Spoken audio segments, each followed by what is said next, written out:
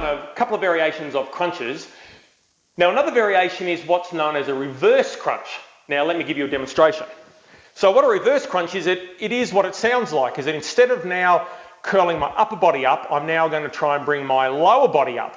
Now what's important is that, like with the reach for the sky, I don't want you to be curling like this, and it's the same with the reverse crunch. So let me give you a quick demonstration. So what you don't want to do is you don't want to just rock your legs over your head, because that's really not doing much at all. I could do this all day.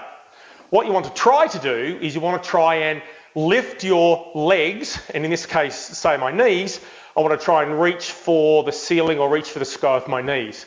So that movement's going to be like this. So I'm just trying to lift my pelvis up off the ground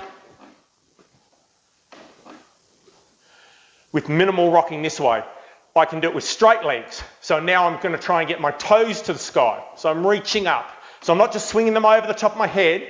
From this position here, I try and reach up, up.